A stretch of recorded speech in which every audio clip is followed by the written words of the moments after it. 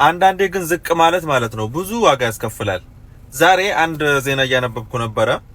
እዚህ አረብ ሀገር ላይ ሳውዲም ዱባይም በሁሉም አረብ ሀገራቶች በጣም ዝቅተኛ ደሞዝ የሚከፈላቸው 3 ሀገሮች ኢትዮጵያና ዩጋንዳ፣ ኬንያ ናቸው። እነዚህ ሀገሮች ሰራተኞች እስከ 1000 ሪያል ነው የሚከፈላቸው በየሀገሩ፣ ከዛ አይበልጥም። በሁለተኛና ደግሞ ትንሽ ከፍ የሚሉት ደግሞ ስሪላንካ፣ ኢንዶኔዥያና ህንድ ናቸው። በጣም ከፍተኛ በአንደኝነት ደረጃ ደግሞ የተቀመጠችው ፊሊፒን ናት ከ1700 እስከ 2000 ሪያል።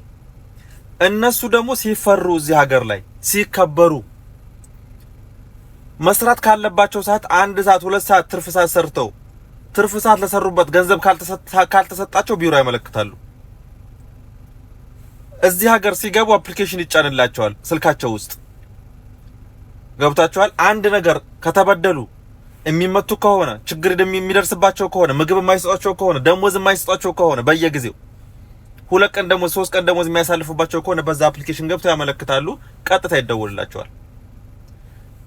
በዛ ላይ ደሞዛቸው ከፍተኛ ነው። በዛ ላይ 15000 ሪያል ምናምን ተከፍለው ነው የሚወጡት የቢሮ ራሱ የነሱ። ይሄ ሁሉ ዋጋ ተከፍሎባቸው ግን አንድች ነገር አረቦች የነሱን አክል የሚፈሩት ሰራተኛ የለም።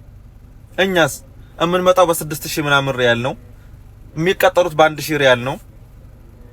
ደሞዝ 6 ወር 7 ወር ከፈለጉ አመትም ሰርተው ከፈለጉ ይበድላሉ፣ ከፈለጉ ያሰቃያቸዋል።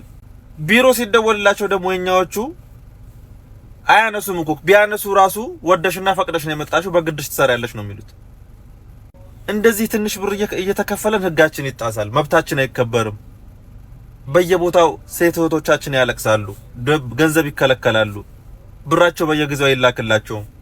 ብቻ የሚገርም ነው። እስኪ ቪዲዮውን በደንብ ሼር፣ ኮፒ ሊንክ፣ ሪፖስት አድርጉት። ሰላማችሁ ይብዛ።